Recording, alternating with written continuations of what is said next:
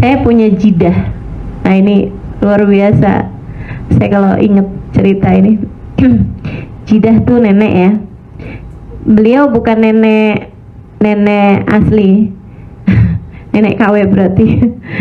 Maksud saya, beliau bukan ibunya ibu saya, tapi beliau adalah nenek sambung. Jadi saya punya kakek sama punya nenek. Saya punya nenek, itu nenek saya kemudian meninggal, kakek saya menikah lagi.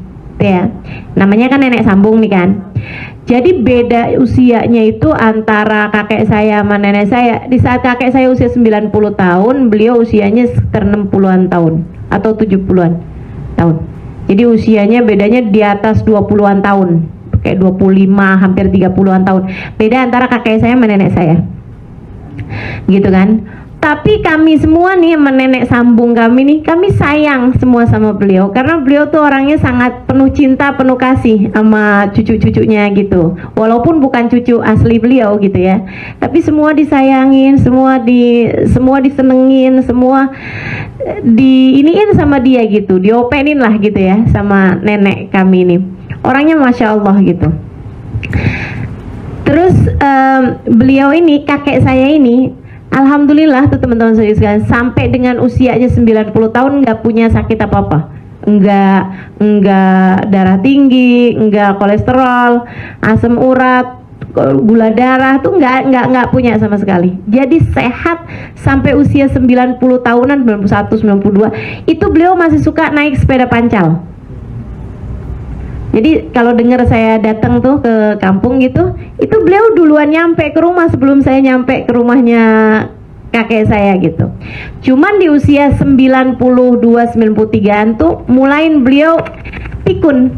Nah itu kalau bisa dibilang sakit, satu-satunya sakit yang beliau alami gitu kan. Dan subhanallah, beliau orang sangat menyenangkan nih kakek saya ini. Dan saya nggak pernah lihat orang pikun lebih menyenangkan daripada kakek saya. Pikunnya itu seru gitu. Kadang-kadang nih ya, saya mau salaman gitu, adik saya mau salaman, terus beliau bilang gitu, maaf, saya lagi punya wudhu. Kan padahal cucunya ya nggak batal wudhunya. Masya Allah. Ntar tuh pas bulan Ramadan gitu, dia nanya sama anaknya gitu, ini hari apa? Hari Senin. Oh saya mau puasa padahal bulan Ramadan. Maksudnya mau hari apa juga kan sudah mau wajib puasa gitu. Beliau udah lupa gitu kan. Masya Allah gitu. Sangat menyenangkan. Kapan lagi beliau lupa semua bahasa kecuali bahasa Arab. Ini aneh bener gitu. Saya sampai jadi mikir gitu, gimana kerjanya otak ya, ruwetnya luar biasa. Maksudnya sangat complicated ya otak manusia itu. Bisa pikun itu bisa ganti-ganti gitu, ntar pikun bahasa, ntar pikun mukanya orang, ntar pikun apa gitu. Subhanallah, subhanallah, sampai bisa dibikin tesis tuh kayaknya tuh pikunnya kakek saya. Nah di saat beliau pikun itu usia 94an gitu ya, 95 tuh tambah inian pikunnya, tambah semakin menjadi-jadi gitu kan, sampai nggak inget siapa-siapa gitu. Pada saat itulah nenek yang usianya waktu itu hampir 70-an saya kira ya, itu mulai sakit, dan sakitnya jadi tambah semakin berat. Di saat kakek tuh udah lupa siapa nenek. Jadi subhanallah, kakek saya itu lupa sama perempuan tapi ingat sama laki-laki. Jadi beliau lupa sama ibu saya yang adalah anaknya, tapi inget sama abah saya yang adalah menantunya.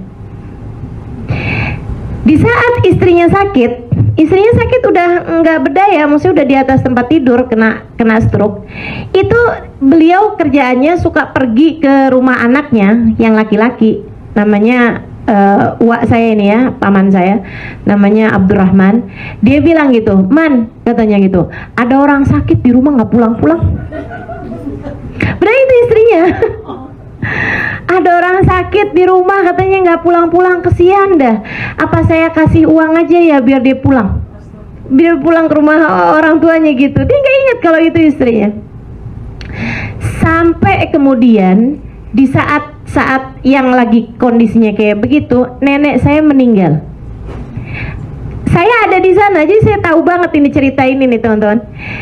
Saya lagi ada di sana ketika dapat kabar bahwa nenek itu kayak kena serangan gitu kan. Akhirnya dibawa pergi ke rumah sakit, tapi di jalan sudah habis. Ya, di jalan udah meninggal dunia. Kemudian dipastikan oleh pihak rumah sakit untuk periksa gitu bahwa memang udah nggak ada gitu kan. Habis itu langsung dinyatakan meninggal dunia secara natural, secara alami gitu ya. Habis itu kemudian dibawa pulang jenazahnya. Nah, waktu jenazahnya lagi mau diurusin dibawa pulang, kami yang udah dapat kabar itu segera siap-siap untuk pergi ke rumahnya nenek, kan begitu ya, pergi ke rumahnya kakek saya ini. Abah saya segera tuh pergi ke rumah kakek saya itu untuk maksudnya untuk berduka cita lah, walaupun agak bingung duka citanya karena beliau bahkan nggak inget gitu kalau punya istrinya udah meninggal gitu. Jadi abah saya tuh cerita, dia duduk berduaan dia sama kakek karena belum ada siapapun yang datang gitu kan. Langsung abah saya langsung ke situ. Dia duduk berduaan di depan rumah di serambi gitu kan, serambi rumah tuh di ruang luar itu. Duduk berduaan gitu di kayak balai-balai gitu kan, kursi gitu. Terus cerita-cerita gitu. Jit, ini gimana Jit? Istri Jit gimana? Tanya-tanya gitu. Tapi dia kayak nggak nyambung gitu. Dia malah blank kan, pikun gitu kan. Beliau malah cerita tentang ibunya gitu. Kayak perasaan dia tuh kayak masih ada ibunya gitu. Udah cerita kesana kemari apa segala macem sampai kemudian jenazahnya datang. Jenazah itu datang, teman-teman saya sekalian, ditaruh di depannya Njit. Kemudian abah saya buka ininya, apa namanya, mukanya gitu kan. Belum diapa-apain kan jenazahnya, maksudnya baru ditutupin aja gitu. Baru maksudnya iya masih pakai baju yang tadi gitu kan, cuman ditambahin kain gitu aja. Abah saya buka gitu kain mukanya, dan itu subhanallah, kakek saya kembali memorinya 100% ketika ngelihat jenazah istrinya. Beliau kemudian bilang, ya Allah, ini istri saya nih Fadlun binti Zain, itu sampai disebutin sama binnya, ingat 100%. Ya Allah, ini istri saya Fadlun binti Zain Babut. Ya Allah, istri saya meninggal nih, Masya Allah. Habis itu dia kemudian nangis, innalillah, istri saya nih meninggal, ini istri saya nih perempuan soleha. Dia kemudian ciumin dari ujung rambut ke ujung kaki, diciumin sama dia. Ya Allah, ini istri saya nih, ya Allah, diciumin jenazahnya gitu sampai ke kakinya. Ya Allah, saya ridho sama dia dari ujung rambut ke ujung kaki. Ya Allah, saksikan saya ridho sama dia dari ujung rambut sampai ke ujung kakinya, ya Allah. Nangis sampai abah saya ikutan nangis, yang bener-bener nangis gitu. Abah saya mikir, ya Allah, beruntung banget nih perempuan, suaminya pikun tapi Allah balikin hanya untuk menyatakan keridhaan kepada istrinya. Habis itu kemudian jenazahnya ditutup, udah selesai nangisnya ini apa, selesai baca-baca doa gitu, jenazahnya dibawa masuk gitu kan. Habis itu Njit lupa lagi, masuk lagi ke dalam gitu, terus nanya, ada yang meninggal? Siapa yang meninggal? Lupa, teman-teman saudaraku sekalian. Jadi dikembalikan 5 menit memorinya 100%. Bahwa memang memorimu, siapa yang bilang milikmu? Iya milik Allah. Iya milik Allah. Dirimu, siapa yang bilang milikmu? Milik Allah. Tapi Allah mengembalikan pada waktu yang tepat untuk hamba-hamba yang tercinta di sisinya. Suami udah pikun, sama Allah dibalikin 100%, teman-teman saudaraku sekalian, hanya untuk menyatakan keridhaan kepada istrinya.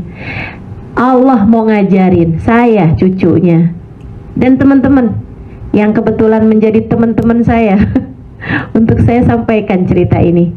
Jadilah istri yang soleha.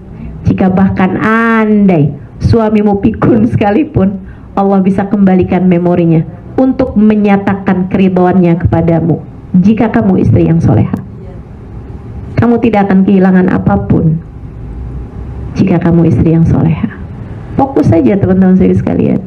Gak usah fokus sama suami kamu, gak usah. Itu urusan dia. Hisabnya masing-masing.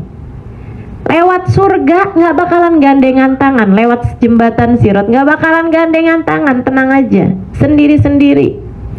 Suamimu mau ngapain, urusan dia. Termasuk jika dia memilih untuk menikah lagi. Urusan dia, bukan urusan kita. Urusan kita bagaimana menjadi istri yang solehah baginya.